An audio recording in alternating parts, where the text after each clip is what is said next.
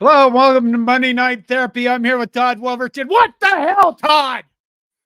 Hey, buddy, all gas and no brakes tonight. We had the game in our hands, right in our hands, and then we threw the ball. Yeah. Well, do you think it was that close? I mean, it was right in our hands. Oh, Wasn't it? well, we certainly have a lot to talk about. We do have a lot to talk about. I suppose. What do you want to go with? Well, let's just start with this. Did you listen to the Matt Rule press conference today? I saw some pieces. He took questions for 35 minutes. You can't tell it. You can't say the guy's a shirker. He ain't shirking nothing. Yeah, you can't say that he's, he'd rather have a dip and a beer or a margarita than hang out. I'll tell you what, this is the first time I've listened to a coach's press conference from start to finish on Monday after a game. And like you, John, I've seen bits and pieces and that kind of stuff. But I'll tell you what, just listening to him respond to those questions, and some of them, they really put him on the spot. But the honesty, the transparency, the way that he explained a lot of concepts and a lot of the decisions, we got the right guy running this program. I haven't needed to be convinced that Matt Rule is the right guy. But today, just reinforced my opinion of him as a leader, as the kind of a guy that, as a parent, I'd want him coaching my kids, just absolutely top notch. After, a kick in the gut loss, I was incredibly impressed by him today in that press conference. He speaks well. He does that. Do you think that they grill him because he's willing to answer those questions, or do you think he grill him because he's not a Tom Osborne guy?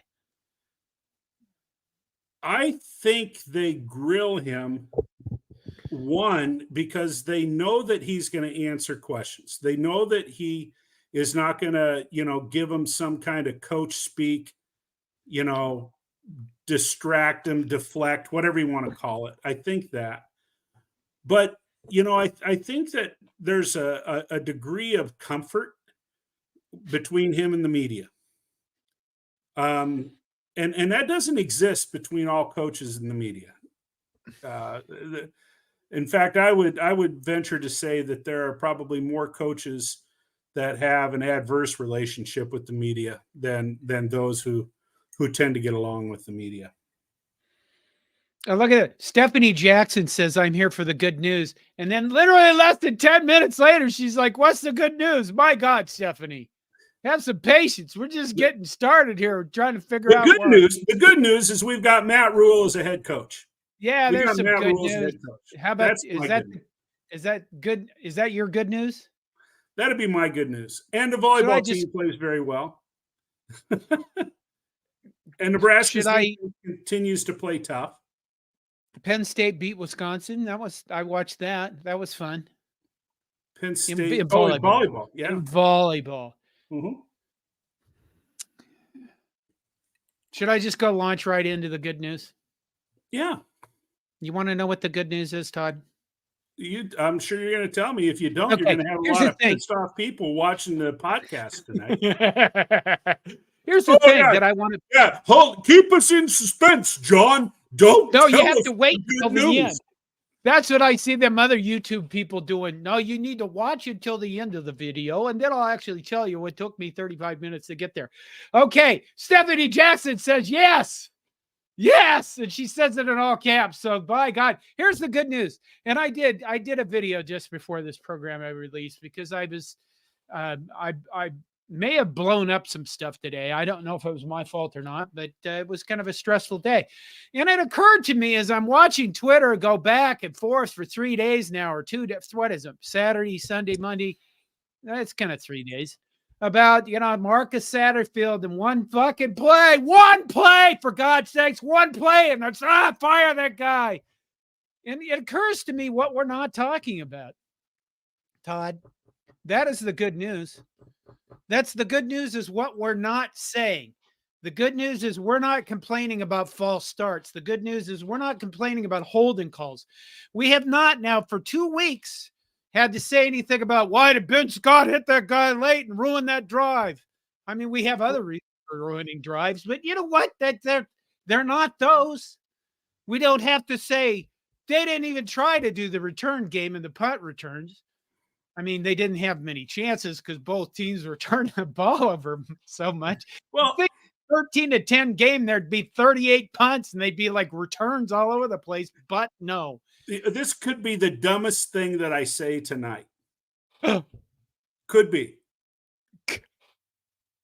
Nebraska actually played one of their better football games if they hadn't turned the damn ball over 5 times. That's probably true. I know you can't separate the two. I know that. But Nebraska's offensive line probably played their best game of the year. Defense got beat on a couple of plays. Got it. That's going to happen against a passing team like Maryland. And I understand we didn't score enough points to win, but by the same token, this wasn't the worst game of the season.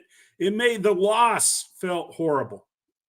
But yeah, I guess I'm not crying in my Cheerios. Okay, Stephanie, was that good? Stephanie, was that good enough news? What? I'm going to respond to Linda real quick. Linda, I'm drinking a little bourbon tonight. Your Kahlua sounds outstanding, but I'm having bourbon. I'm having my 4th shot. I'm having some mango tea. Stephanie probably didn't like that good news, so she went away. Okay, there's a lot of starred comments here. Let's see. Cilantro. John, what's the name of the music you use for the countdown timer on these streams? I have no idea. Is it, John, is it, what do they call that stuff? Public use or whatever? Well, the video for this thing, I think I bought from, is it Motion Array? I've signed up for Motion Array and you can get elements. And I mean, there is a lot of different music and stuff. Let's see. We did Stephanie's, what's the good news? We did the what are you drinking things. Fred Sacco, as usual, says the good news is there's 2 games and at least 8 turnovers left. Bert would approve. My God, my language is already going. The serenading slasher, that sounds kind of wild. Yeah. Says, how many times will Huskers turn the ball over against Wisconsin? 6 or 7. Here is one thing I want to say about our offense. We know that we turn the ball over. So when we get into games, I mean, should we really be that upset by it? I mean, it's like, it's like you're drunk. It's like your drunk Uncle Joe is going to show up fucking drunk again for Thanksgiving and say stupid shit. I mean, after a while, you just kind of go, well, he's going to be stupid shit drunk at Thanksgiving. They just accept it. That's what it is. They will not turn the ball more than 3 times, but I'm just saying, I'm just trying to be optimistic. There's got to be a game where they've improved other aspects of what they do. There's got to be a game when they don't turn the ball over. But we're a turnover machine, so I guess we're really efficient. We're really the efficient. good news is, Todd, the good news about that, there's more good news, Stephanie. The good news is that normally teams regress to the mean. So if we turn the ball over a lot this year, we're going to regress to the mean even more next year. Yeah. Okay. Look what's happened. Good news. Look what's happened with penalties. We're coming back to the mean. Right. My God. We're just expecting too much. David Matney says, do we need or we even have a quarterback coach? We don't have a quarterback coach, somebody that's specifically a quarterback coach. You are limited by the NCAA rules. You are limited by the number of actual coaches, position coaches you can have. So you need to make a choice. Are you going to have a special teams coach or a dedicated quarterbacks coach? Are you going to, or a tight end coach, right, or whatever else you're going to? Right now, Marcus Satterfield is coaching the quarterbacks, and no, he isn't a dedicated quarterback coach. When they were assembling this staff, the intent by Matt Rule was that Marcus Satterfield would be the offensive coordinator and he would coach tight ends. Unfortunately, they were not able to get the quarterback coach that they had their eye on. So, that's where we've kind of landed. And in the meantime, they decided to go after a high school coach from Texas that they brought up here to be the tight end coach because of all of his recruiting connections in Texas. Matt Rule is going to recruit the hell out of Texas. And he had a person that he thought was going to really give him a leg up on that. Unfortunately, that guy apparently didn't understand the laws in the state of Nebraska in terms of consuming too much alcohol while you're behind the wheel of a vehicle. And so he was let go. And in the meantime, they elevated an advisor, or whatever you want to call him, to tight end coach. He's on a 1-year contract and he's being paid $150,000. So we'll see what happens at the end of the year. This was way early, even before the show started, like a half hour before. Good job, Wayne. Wade Farr says, why didn't Coleman try to catch the Purdy pass? Was it because two guys were in the same spot and Coleman thought it was going to the other Nebraska player? It's our understand. People have explained this a lot, and I should have uploaded a diagram that showed that Coleman, you shouldn't have two guys that close. Coleman apparently should have cut his route short and gone inside, and that would have left Kemp open. I'm not the greatest offensive guy in the world. Coach Rule said no, that they were not neither one of them ran the kind of route that was supposed to be run. And he wasn't throwing players under the bus. It was a blown play. And actually, Purdy's throw was supposed to go to the corner of the end zone. One thing, it's hard. My God, there's a lot of you. There's a lot of comments. We should establish, Mike Corrigan says we should establish the Michigan rule. I'm not sure what that means. You know what? Michigan ran the ball the entire second half against Penn State. Can you believe that? And yeah, I can. That's a Nebraska fan's wet dream right there. They have this guy named Blake Corum. Yep. They've got a massive offensive line, and all of those guys will play in the NFL. Yeah.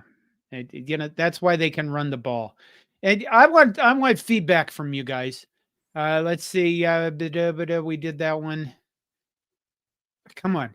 David Matney, how about reducing the number of passes? I think we're all for that. I mean, our quarterbacks they can't throw very well. And they throw the ball to the other team more than they should ever. If this was a 20-game season, they've already thrown the ball to the other team more than they should. John, what? You made a comment though last week that still stands true. You can't run the ball 100% of the time, and we don't have the offensive line that Michigan does to pound it entirely in the second half on the ground. So we're going to have to pass the ball at some point. Here's the thing. All of Twitter, that's what I watch. I like Twitter for football, but all of Twitter kept going back and forth, diagramming this play in the pass and what was wrong, why it was a good call, why it was a bad call. One of the things that Twitter, nobody I've seen is doing is actually looking at the plays where we're throwing the ball and saying, this is how the defensive lineman forces us to throw the ball here. Because if you stack like 7 guys in the box and you got 5 blockers there, you're not going to be able to run the ball. It's math. One guy can't block 2 guys. That's just how it works. And nobody I know, maybe Haas will. I'm going to ask Haas some questions, and I forgot to do that today because, I blew up shit. But nobody I know has diagnosed, here's why we're throwing the ball. And I think Matt Rule also said today that this is the offense. They are running some of the plays that they're going to run in their offense when they actually have a team that isn't injured all the hell and, a Right. serviceable quarterback. I mean, when we look at it and we say, well, they should run the ball all the time, in a way, what we're saying is we shouldn't give Malachi Coleman any reps as a receiver at all. That's really what, and then expect him to be a good receiver next year. We shouldn't get Jaden Doss the chance to ever catch the ball because, you know what I mean? That's the dichotomy of what you're facing when you just say, run a single wing or run the ball up the middle all the time or put the fullback in. And, that's the problem with some of that is you might win some games this year, but you're not growing anything. No, I agree with what you're saying, John. I also think, from the fans' perspective, though, we sometimes wonder why certain passing plays are called at certain times in the game. And certainly everyone, we've got this comment up here, relative to Chubba Purdy, that third down play inside, the 10. Why did Nebraska choose to throw the ball at that point in time? Well, the play fell apart according to what we've been told, and it just and keep this in mind too. Last week, Chubba Purdy was running scout team cards. I mean, and he was hardly practicing. The kid has a groin injury, which finally came to the surface this week. He has not been in the regular rotation of reps at practice. And so when you think about what Chubba Purdy did, and here Austin M says a positive take, Chubba Purdy looked 10 times on that drive, 10 times better on that drive than he ever looked last year, vastly improved. Chubba Purdy is capable of running the ball. And, it was a very, very basic approach. And Nebraska had some momentum running the football at that point in the game. So, hats off to him. John, I got to throw this one up here because I think we have a gentleman. I'm assuming a gentleman. Maybe it's not a gentleman, but there are certain disclaimers that we have to make here. And Irish XO38, wrestling and baseball are not insignificant sports. You have to read the line. Huh? You have to read the whole line for the people who listen to the podcast. Irish XO38 says, Big should only show insignificant sports such as college wrestling or college baseball on Peacock. They've got the most insignificant sport on Peacock already, all those damn basketball games. College wrestling and college baseball are not insignificant. And if that's your belief, then I tell you, get your hell off of this podcast because you're going to hear a hell of a lot about college wrestling and college baseball on this podcast. Irish X. You're not really Irish, are you? Todd, it's triggered. Oh, okay. See, they just do that to get me riled up. What? Okay, here's Nebraska Strong's back this week. Nebraska Strong, Go Big Red says, John, I completely disagree with you. Bob Devaney used to say that passing the ball is bad because three things can happen when you pass the ball and two of them are bad. I sell run the fucking ball shirts. I want us to run the ball. I'm not suggesting we should become Air Nebraska. What I'm saying is you're going to have to throw the ball. You're going to have to be good and efficient at it. And I look at Ohio State, for example. I'd still go back to the offense that I liked the most was Urban Meyer's offense under Ohio State, which had a lot of power running. But, I mean, he also had guys that could sling the ball wherever the hell they wanted. And their offense was so explosive that you couldn't pick an area that you were going to stop and the other part would kill you. That's where I would like to see us go. Obviously, we're a long ways from that. And only the best teams in the nation can do that. Well, that's not true. But, you have to be a good balanced team to do that. And I think balance is key here. We don't need to become, the service academies running the ball. Have we been so bad at passing the ball for years that we all hate the pass, or is it just the turnovers are just we've been shitty at turnovers? I think it's the turnovers that we've had this year because, this year's team does not throw the ball nearly as much as, the Callahan era or, even in the Riley era. And it's just frustrating. And it's also frustrating because, there's, what am I trying to say? Our quarterbacks simply aren't very good passers. They're not real accurate. And that does make it frustrating. And, the only teams in this country that are, 80 to 90% running the ball are the service academies. And Army even moved away from that this year. They're a much more diversified team. I think things have evolved a little bit since then. DJ says, I thought Woody Hayes said that. I think, a lot of coaches have been credited. A lot of coaches have said that. Darryl Royale at Texas was credited with saying it too. So let's see. I love me. Jose Montez says, I love me a fiery Todd. Roger Moore, Todd for president. Well, that's a better option than we appear to have anywhere else. Justin Rogge says, Todd, you're spicy tonight. I'm spicy. You're spicy. Keep feeding me some of these babies and I'll spice it up all night. Linda Wilkins says, John, have you ever been fired for 76 million? Shit, no. I guess I've never been successful enough to be fired for. I've never been fired for. I really haven't ever been fired. I've been fired by.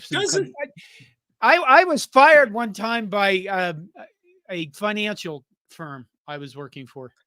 Doesn't that show you how out of whack? Hey, I was telling a story, you motherfucker. Okay, I'll shut up. I'll just drink and shut up. Hey, John, I'll signal you when I'm ready for you to start talking. Yeah, give me a signal. Okay. I was working for, I think it was IDS. I was at one of their divisions where the people I was working with only handled accounts of people who had like $500 million or more.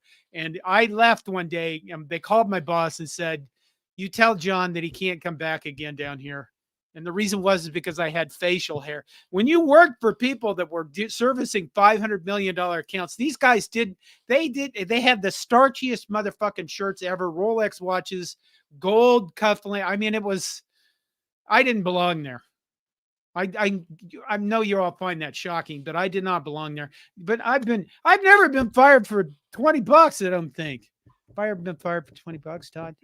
I feel like my life is missing something here. You can talk now, you shit ass. I was waiting for the signal.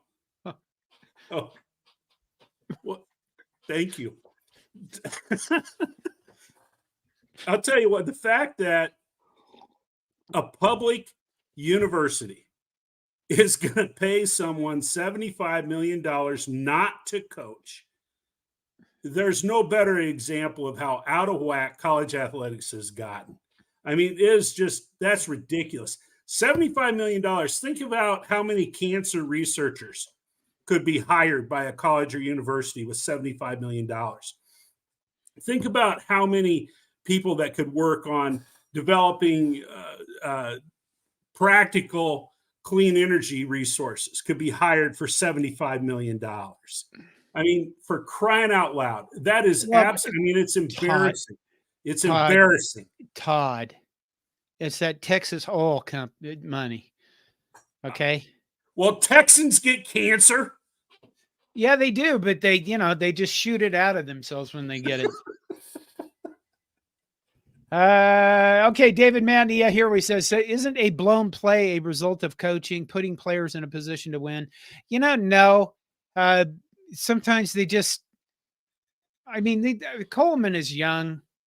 Doss is young. Jaden Lloyd's young. I mean, most of our team is young, and they still have to know how to run each play. So a blown play is just, I fucked up in the middle of the play and I didn't do what I thought I was supposed to do. Or you get mixed signals, or you misunderstand what you're supposed to do.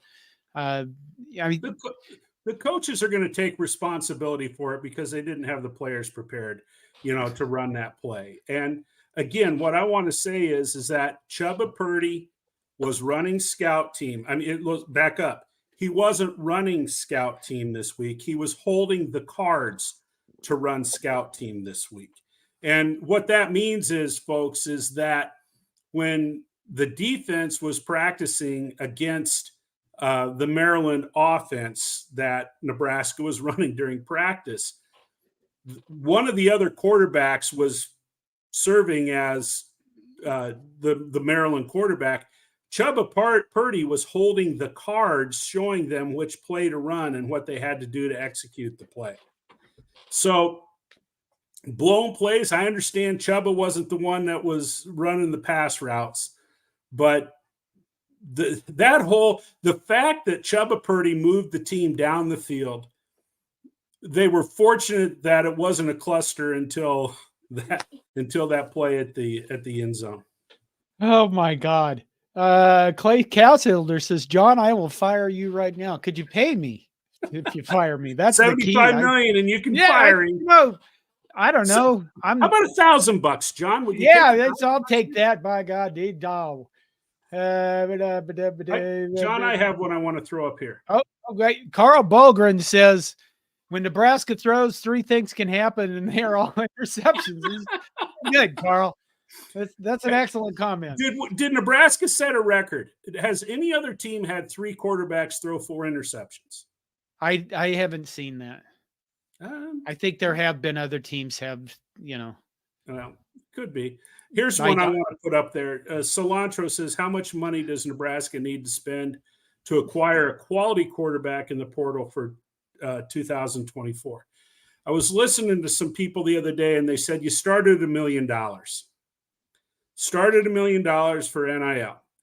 And then you also have to define what is quality and who are going to be those quarterbacks that are going to be available that can fit into a particular offense. Just because you have certain big name quarterbacks that might be looking for a new place to land doesn't necessarily mean that those quarterbacks are a good fit for the type of offense that you run. I don't know that Nebraska is going to get in the market for $1 million quarterback. I don't anticipate that that's going to happen. Do they need to go to the portal for a quarterback? In my opinion, yes. I think they need to. But I don't know that you're going to bring in, one of the quote unquote marquee quarterbacks. Look at it this way, guys. Players might want to go where the NIL money is, but how attractive is a 6-6 team? Yeah. Or a 7-5 team, or a 5-7 team, compared to some of the other spots that they might land. Paul Dallin gave us a $5 super chat. Thank you, Paul. I know he wants us to talk about volleyball. Paul, for the volleyball people, we will be having another specific volleyball show coming up, probably the week of Thanksgiving, I think it is. I don't know. I've talked to Beth and Miley. We're going to do that again, but it'll be its own specific show, and we'll figure out how everybody's schedule comes together, and we're going to do that. Well, Paul, I tell you what, I'm glad we've got you joining us each night because, volleyball, and we appreciate you also following us on CornNation, the threads during volleyball games, etc. I guess a question I have for you, Paul, is, there's a big game at the end of the regular season with Nebraska and Wisconsin. So is Nebraska going to run the table? And more importantly, I guess, when you start looking forward a little bit, you've got 4 teams that are sitting out there, the top 4 teams, Nebraska, right now, Wisconsin, unless the new rankings have come out. You also have Texas in there, and you got Stanford in. I think it's Stanford, Texas. What concerns me the most is that Nebraska and Wisconsin end up in the same side of the bracket. I hope that doesn't happen. It's Nebraska, Stanford, Wisconsin right now. Is it? Okay. I think 1, 2, 3 this week. That would be good to keep them like that. Okay. Carl Brogren comes up with line nut masher up at fullback on the goal line. I kind of like that idea. It might not be a bad plan. Yeah. I still, early in the game, the first short yardage situation that Nebraska was in when they were going for a short yard, I can't remember if it was 3rd down or 4th down. They actually did have the quarterback under center, which That made me feel good. But then the rest of the game, when it was short yardage, here they had the quarterback 5 yards back. I just don't understand that mentality, why you put the quarterback 5 yards away from the line of scrimmage when you have a yard. Because that way the defense doesn't know where they're going. They can go this way. They can go that way. They could do a zone read and the quarterback for 75 could go years of college football, quarterbacks were under. Well, okay, I'm not going down that road. Okay, okay, yeah. What was Todd? Charles Hollett earlier said I'd suggest restructuring Satterfield's contract to encourage fewer turnovers, similar to Bryant's, for instance, scoring. I think that's an interesting idea. I mean, somewhere on Twitter, I said something about, I think it was one of the radio guys. He said, I'll do Satterfield's job for half the price. And I said, yeah, but okay. But every time you have a bad play is voted upon, play call is voted upon by Twitter, you lose $1,000. To which he responded, I'll run the fullback up the middle 15 to 20 times a game. Which, I mean, you could do something like that maybe. I tell you what, I have not followed a Nebraska football team, even in the days of Tom Osborne, where at some point in the game, the fan base doesn't question play calls. I mean, that's the nature of the business, where the fans are going to question play calls. I am not going to beat up Marcus Satterfield this year simply because he's coaching what now appears to be almost a third string offense. When you cut through the quick and you really dive into who's out there on the field at this point in the season, the guy deserves to have some slack this year, and I'm not going to beat the guy up. Cilantro says, can Nebraska poach players from Texas A&M's roster now that Jimbo Fisher is fired? Well, we cannot poach players because that would be like tampering. However, the Texas A&M players have 30 days from when their coach is fired to get into the portal transfer portal, the portal. Because what happens is the portal is only open a certain time. It opens in December 4th, I think it is. And I think it open for 30 days. But when your coach is fired, it's open for 30 days. So yeah, there's probably going to be guys leaving Texas A&M. Okay. You want me to read that? Yeah, did I click on that? That's my bad. Yes, if I did. You did. Londell says Doc Rob broke it down. Ball was thrown to the wrong area. Should have been thrown to the back of the end zone. Doc Rob Rob Zadiska does videos on YouTube where he breaks down plays. They're very good. Yep.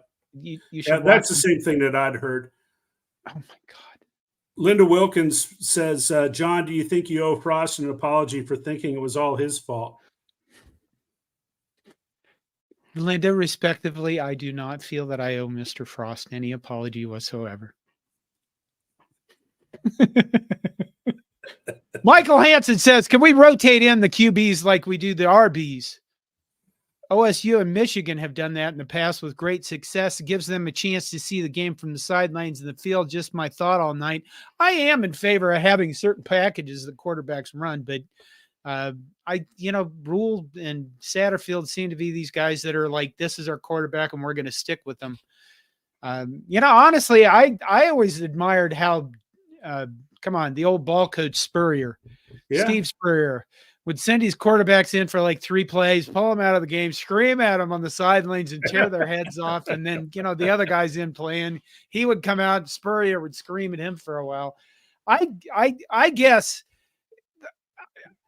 I don't know.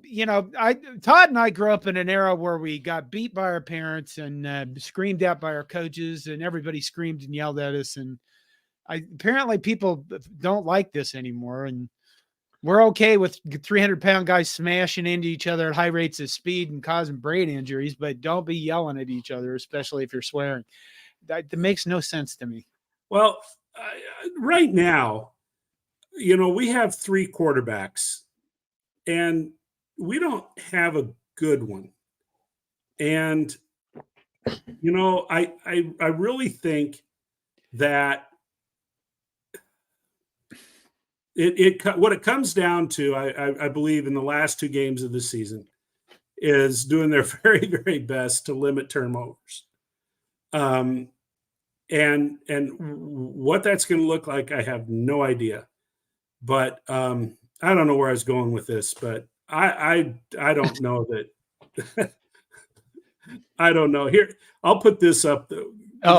This is Cilantro asks, is there a Bo Nix type quarterback out there in Nebraska can portal in the next year? You know, I don't know who said this. I think I read it on Slack by one of our contributors. I'm real curious maybe if there's an FCS quarterback out there that might be looking to move to, you know, the big boys in a Power 5 conference, and maybe Nebraska could pull somebody like that. That could have a positive impact on the team. You know, whoever the big names are going to be, I think it's going to be tough for Nebraska to get one of those guys. I take Bo Nix. I mean, Bo Nix is way up here. Number one, I don't think you'd spend all your money on one quarterback right now. I don't manage the team, but if it were me, I would probably not go out and get like a Caleb Williams, Bo Nix type player. I would get somebody the reasonable cost, and then I get two of them, like what do they call that? A BOGO? Buy one, get one. Yeah, that's what I would do. Because I mean, we beat them up so much this year. I don't know if that's because of the offense we're running, if this is the same thing we're going to do from now on, but it just seems to me, I mean, look at Cade McNamara went out for the season. Tanner Mordecai went out for the season. You can go down the list of starting quarterbacks that were just gone. So I guess. Clay Casselder says, will you fellas be at the Iowa game? I will not. I'm going to be out of town for Thanksgiving this year, so I will miss my second Iowa game in a row. And I do not know when I missed the Nebraska-Iowa game before that, whether it was home or away. You know what? They won last year. Nebraska won last year. Maybe you should just keep missing the fucking Iowa game. Maybe you should never go to another Iowa game in your life. I could do that. I mean, when Nebraska wins, I really feel great, except I always feel slimy being around all those Hawkeyes. It's just, yeah. God. I will not be at the Iowa game either. So I think, well, I'll move on. Let's see. Cilantro says Arch Manning or Dylan Raiola. There are so many comments, it's hard to keep up with you guys. Cilantro says Arch Manning or Dylan Raiola. Well, Dylan Raiola, you know. Arch Manning? I don't know, Todd. Which one would you take?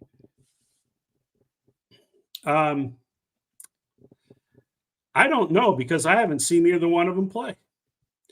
They both have, you know, a lot of hype. Arch Manning is not seeing the field at Texas this year.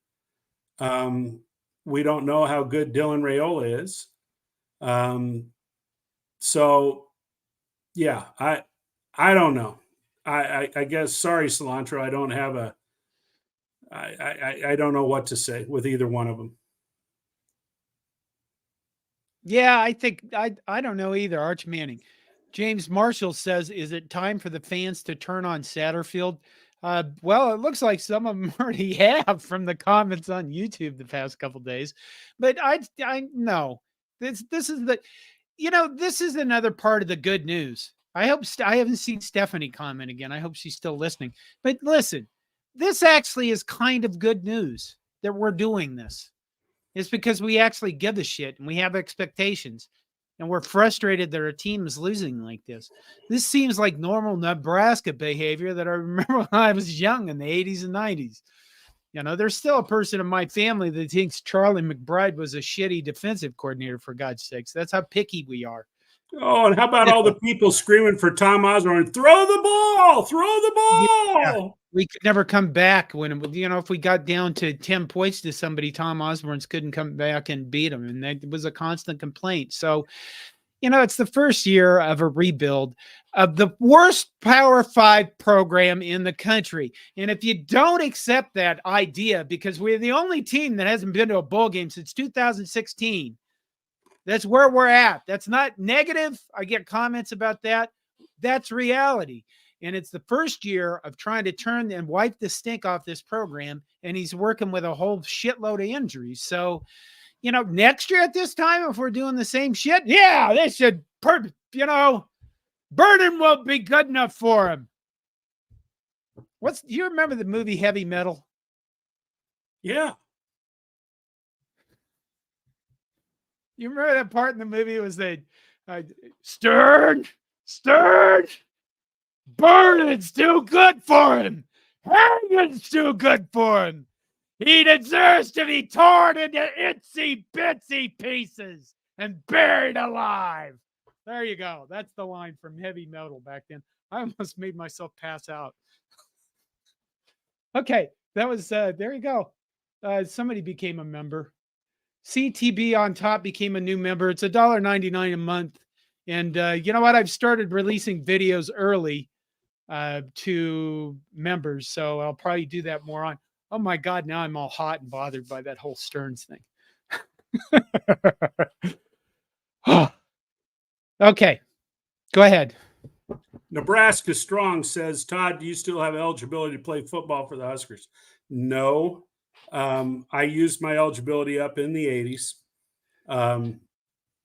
Clock ticked out on me in 1985. My eligibility was used up.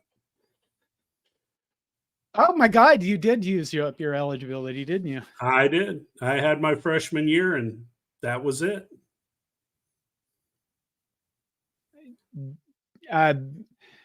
David Manton says, didn't Sims earn $750,000? I seriously doubt it. I don't think. All right, I'll just be honest. The numbers I saw were nowhere near that.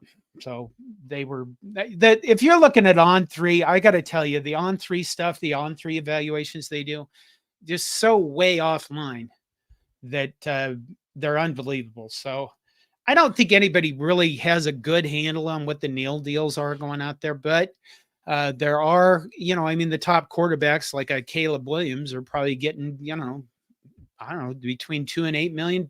Ryan Day said you expect to pay $8 million for a top quarterback. Is that right? You remember that?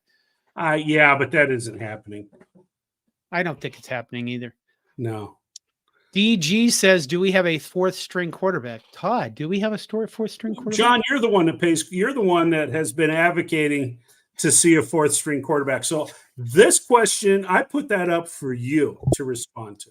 We have Luke Longville and we have Jack Walsh. Jake? Now I can't remember. Wosha.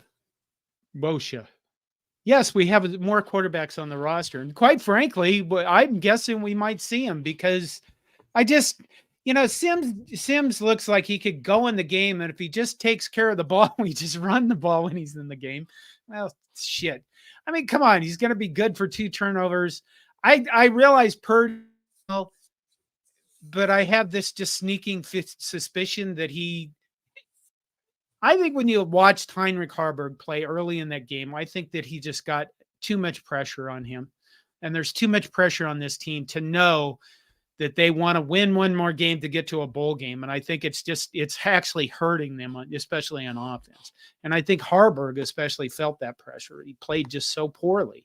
I don't think he could blame it all on injuries. Yeah, I think Haarberg is carrying a lot of weight on his shoulders. Yeah. And we expect him, if he's going to be the starting quarterback in Nebraska, he has to perform, and he knows that. But, when you think about it a little bit, I think a lot of us suspected that Purdy had some significant injuries. And, I think Haarberg's been beat up too. So I'll just leave it at that. John, here's another one for you. Fred Sacco says, I mentioned the Tulane guy earlier. Thoughts on him? I can't think of the kid's name, Fred. Yeah. I have heard about him a little bit, and he seems to be doing an outstanding job. Tulane's, putting up some good numbers. And I think legitimately there's a chance that quarterbacks that are not in the Power 5 conferences, certainly, may look to capitalize a little bit on NIL, but that becomes I don't know. That becomes a real difficult thing to try to convince some of those guys to come into a school that isn't winning football games at the rate others are. I don't, you know what? I haven't put any thoughts into portal stuff. I've been focused on day-to-day stuff, and we got time for that when the season ends or what's been coming up later. Let's see. Murph Dog Brewing Company says is Sims sticking around for another year. I'd be shocked if he does. Just I don't think he will. Things haven't worked out here. You might as well go somewhere else. Dewey says $107,000 is what I saw for Jeff Sims. I assume that's probably closer to what I saw. Paul Dalen says IRS is going to put an end to this. Okay, I mentioned this on Connor's show last Friday night. I don't think I'd mentioned it on one of our shows. There is currently a lawsuit against the NCAA called House versus NCAA that has been certified as a class action lawsuit. And the liability on that lawsuit to the NCAA is $4.2 billion. This is the last thing I saw. And if you look at that, and then what's the second thing? This is why, first of all, the NCAA, where are they going to get $4.2 billion to cover that liability? Well, this is why they're desperately asking Congress for antitrust exemption. And then the other big, political issue or legal issue more than political is the NLRB, the National Labor Relations Board, and whether or not athletes are going to be certified as employees. So I don't know if the IRS will put an end to this, but the honest to God truth, not making this up, the NCAA, as we know it, we've been through a lot of changes, nil, portal, 12-team playoff, conference alignment. In the next 2 to 3 years, college football and college sports and all is likely to end as we know it, like completely. So I don't know, unless Congress just says, oh no, we're going to make them all amateurs and make them unpaid labor forever. Anything can happen when politicians and bureaucrats get involved, but it looks like weird things are going to happen in the future. So I am really concerned about Congress getting involved. Congress doesn't need to be involved in this. I'm just going to leave it there.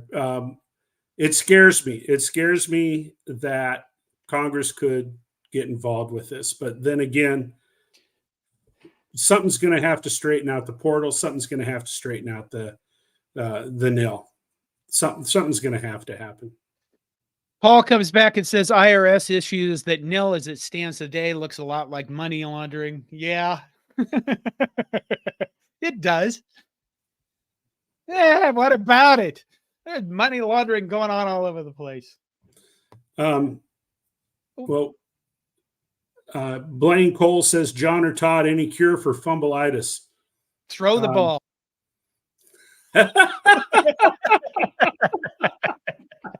Everybody left. Okay, go ahead.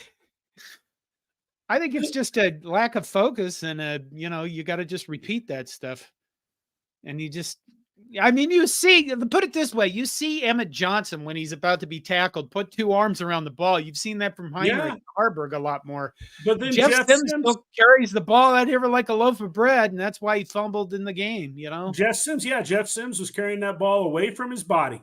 He was carrying the ball away from his body, and it got poked out. And once again, the ball was on the ground. Nebraska strong. Todd, Sims needs to go. I'm not going to what I had argued for was Jeff Sims having another chance. And I still think he is, of the three quarterbacks that Nebraska has, he does the best job moving the team down the field. Now, Chubba Purdy, you only got one drive that he has been responsible for. But if you're going to compare Jeff Sims to Heinrich Harburg, Sims does a better job moving the team down the field. However, I'm not going to sit here and defend it anymore because he certainly has turned the ball over at inopportune times, as has Heinrich Harburg, as has Chubba Purdy. But I'm off the Sims bandwagon. So there you go. DG says play Lexi Rodriguez before Sims. That's okay. She's an excellent passer. But that would mean that we would put Lexi in harm's way. And I love Lexi is a wonderfully beautiful young woman that's just gorgeous to watch. And I would rather we just kept her alive for our volleyball team. Even you know what? Even if it mean we meant the playoff, I'd still keep Lexi Rodriguez over on the volleyball team just because. Just because. Okay. My God, I shouldn't. You know, I used to be able to yell like that for hours. This is something I came across today. Marcus Aurelius Maximus says, just got here. If Illinois and Nebraska went out, does that mean Nebraska can get into the Big Ten playoffs? This is as clear as mud to me. I've seen someplace that it is still possible that Nebraska could play in the playoff, or excuse me, could get to the Big Ten championship game. It is still possible that. Yes. I mean, we need Illinois to beat Iowa this weekend. And, you know, Illinois is playing better as of late, and certainly they can score. So that's a possibility. It is in Iowa. So that's, you know, going to be a little bit more difficult. But the Nebraska win out part, I mean, that's possible. Wisconsin got the shit kicked out of them by Northwestern. You know, I mean, they did. Go ahead, finish up. I mean, then you saw the Wisconsin players after the game with their comments to the media were like, you know, they were terrible. So Wisconsin is a team that's, if you remember weeks ago, I said whoever wins the Big Ten West is going to be the team that figures itself out first. And we're in the 11th freaking week of the season, and we're still everybody is like, I don't know, we're trying to figure it out, man. It's kind of amazing, this whole Big Ten West thing. I don't think it's a whole bunch of teams full of crappy athletes. I think it's a whole bunch of teams that, honest to God, are still trying to figure out what they're doing. Bert's due to beat Iowa. He's due to beat Iowa. It's been a while since he has. I like that line. You know, it is. You know, I saw an Iowa post on Twitter that said, why aren't people rallying behind this team for the resilience that they're showing? Why aren't people all fired up and excited about the fact that Iowa is, what are they, 8-2 right now? And, you know, they're leading the Big Ten West. Why aren't people behind this team? For Iowa? Yeah. People shaming Iowa fans. Yeah. Here's something that makes sense. Nebraska Strong says Butterfinger should sponsor us. I'm good with that. Yeah. Marcus Aurelius Maximus says, notice how that just slips off your lips. NCAA is scared to death of losing to control. 3 weeks ago, Charlie Baker, the head of the NCAA, was on the Hill testifying in front of the Senate about nil contracts. They kind of got to be honest with themselves and realize that their existence is, you know. I think the NCAA has lost control of Division I football. They lost control of Division I football years ago when the playoffs basically became a separate entity outside of the NCAA. NCAA has no control over the NCAA playoffs, or excuse me, the Division I playoffs. It's a separate entity. So, you know, I'm sure they are concerned.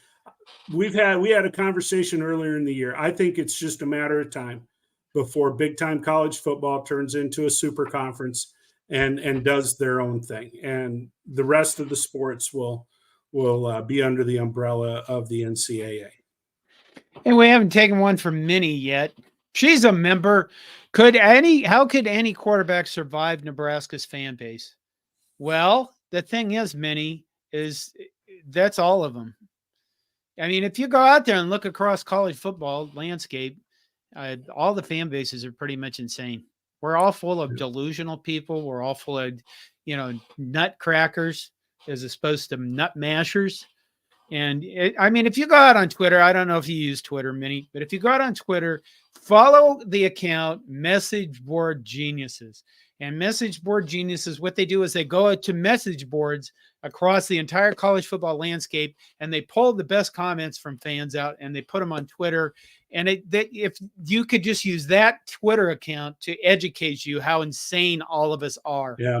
So I think the thing is if you're doing this, I mean, if you're going to be a quarterback or any Division I college football player, look at I'll give a moment to Grace to Colorado. I mean, look at Shadir Sanders. He's brought some of that stuff on top of himself, but at the same time, boy, if he doesn't have an ego to handle all the shit being thrown at him from the entire universe, he would fall apart and collapse as a human being. Well, and so, John, you don't have to go very far east either. The fan base has been all over Iowa quarterbacks for years. So, it's pretty much the same all over. Here's one that I kind of think is an interesting question. Jose Montez says, if NU makes a bowl game, would there even be a lot of fans traveling to it? Yes. Yes. Are you going to go? I might. I would consider going. To me, with bowl games, it all kind of depends upon, when it is. Now, Nebraska getting into bowl game would probably be an early December game. I might consider going. But Nebraska fans will go. Do you know the answer to this question, Todd? David Matney asked, do we need or do we have a sports psychologist? We've got a whole department of sports psychologists at the University of Nebraska. That's almost a standalone entity that serves all of the varsity sports at Nebraska. If you Jack Stark, I believe it was the first sports psychologist. And the thing is Paul Koch's books. If you remember on YouTube, I reviewed Paul Koch's giant books that are sitting over there. And they talked about how he became the first sports psychologist and what it was like and stuff like that. I think it's a damn good idea. I mean, come on, Todd, there's famous quotes about 98 is 98%. I know. What sports is all mental, that kind of stuff. I'm running out of words here. No, it's incredibly important, but I believe that Nebraska has that in place. In fact, I know. In fact, last year there was a lot of conversation about the sports psychologists that were working with a lot of the athletes through some of the residual issues from the pandemic and other mental health issues. I mean, there is a very dedicated group of people who are involved with that. MK says, not a pretty game, but looks like Nebraska ball is going to win tonight. You're missing out, Todd. We may be pretty okay this season. I hope Nebraska wins a lot of games. I'm always going to cheer for Nebraska. I'm also going to cheer for Nebraska basketball because Fred Hoiberg's the coach. I do not get a lot of enjoyment out of watching basketball for the same reason that there are people here tonight that don't like watching soccer. I love watching soccer. There are people here that don't like watching baseball because it's too slow and boring. I have never enjoyed watching the sport of basketball. I am a Fred Hoiberg fan. I have been since the kid was in high school at Ames High. And so for that reason, and because it's Nebraska, I hope they do well. And I'll watch some games, especially if they get into, tournaments, because I'll have my bracket filled out, even though I don't know what the hell's going on. Okay. Nebraska has won over Rider 64-50. I did watch some of this game earlier. I was going to bring it up.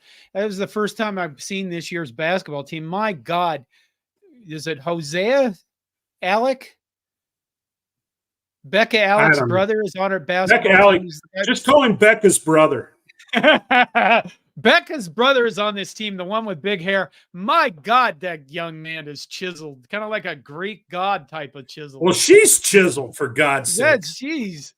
But Nebraska looks like they have a lot of depth on the basketball team. I think I want to say it's going to be fun to watch them, but then, every time I see that, it's like, what the hell? So I'm just going to take the basketball like one game at a time, like Matt Rule says.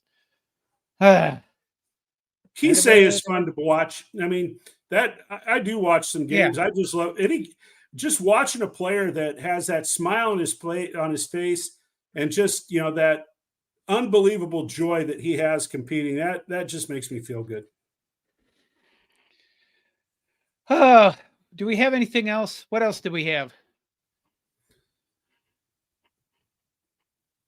Look, my wife redid the lighting.